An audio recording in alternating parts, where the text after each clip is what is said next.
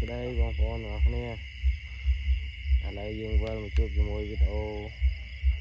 dương đạp cày cái đó con, cái này giờ toàn bằng cái đá để dương đá nuôi cái nón toàn thân con, giờ toàn bằng cái đá thế rồi vài chị dương họ nuôi hết toàn cái đá con rồi,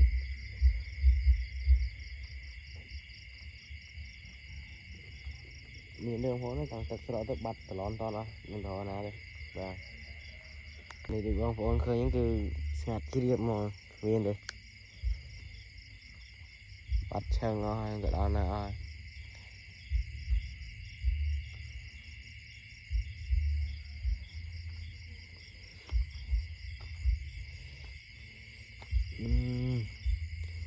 Luộc mẹ tà lon to ơi. Xôm pi bay mà ngon ta đạp bạc cay. Ngặt chân ngon ổn ơi, huyền tê. Chọc ngon.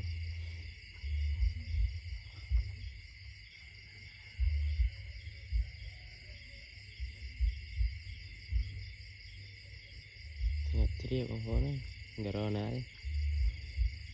Mời tam play game kia nắng.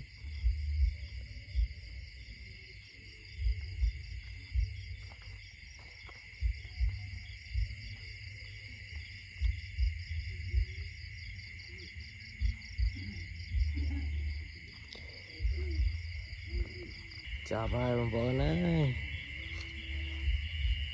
Tà lon ton đây nguyên này nè tà lon ná ơi.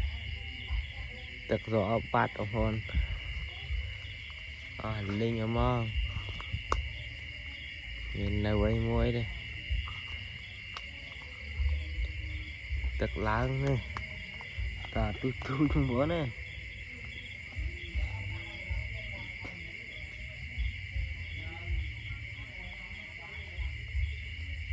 tức láng ở khoa sao không bố này tức rõ bắt chân để nào tam lấy bố này miên khơi muối thì thơm thì con quá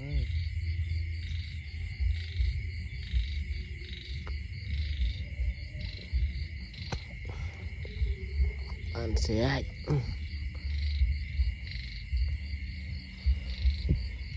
ba hổ đấy nhà được chiếm nguyên đi nhà muối nắng giang muối chưa đâu con là muối chưa đây muối chưa đây thơm thơm lòng pi không có này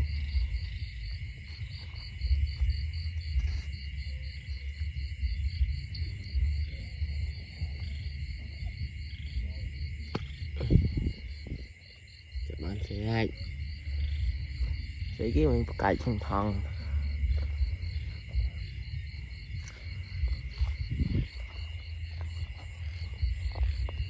mình tập pi đánh tiếng món hết người ta nhặt chiếc dần anh ấy còn dương mở tàng pháo phố một ban này nên nó ban đấy mình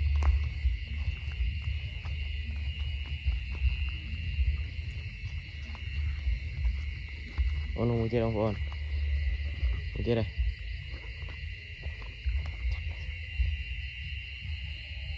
chặt vào mối đi xem không con pi mà nhung con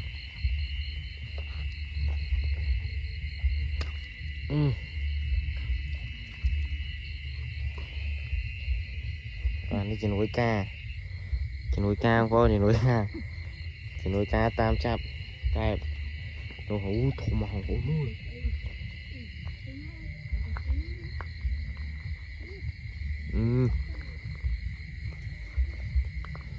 rồi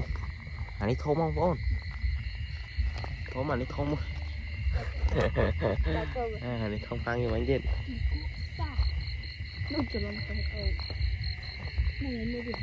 lấy khơi chứ đâu khơi chứ đấy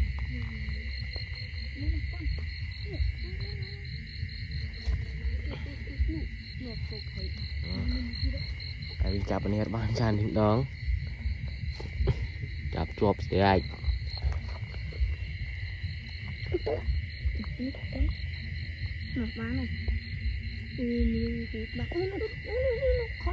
con phố nó gì nổi ca đôi ca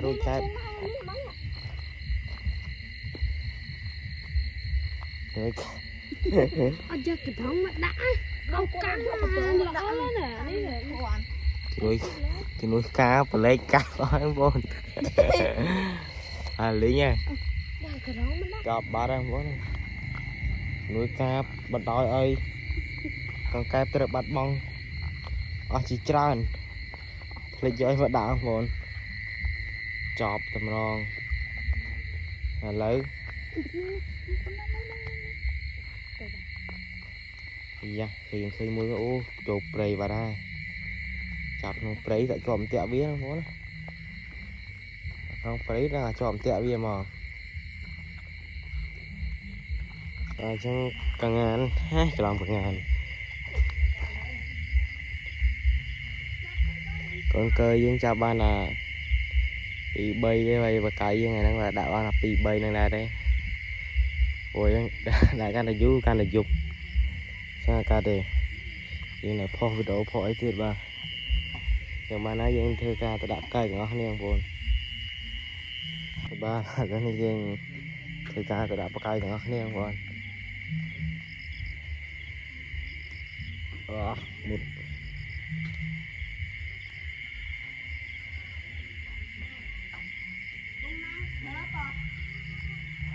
đạp cây nó không em cho tôi đạp không nên làm đó đạp thằng xe không có đấy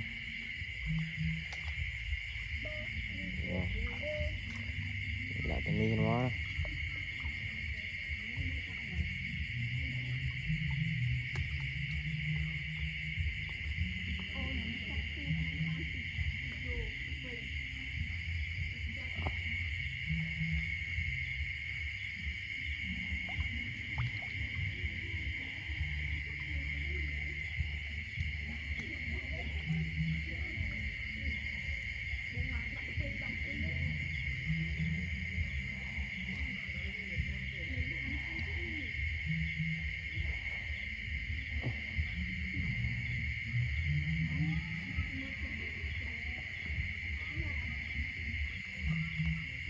tại viên rụi mùi ấy rồi lại đạm mùi tiết rồi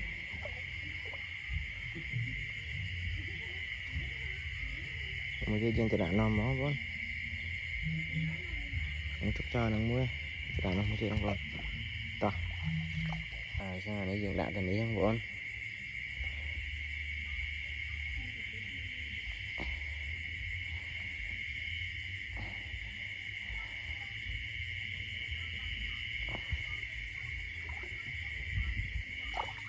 đạm thành thế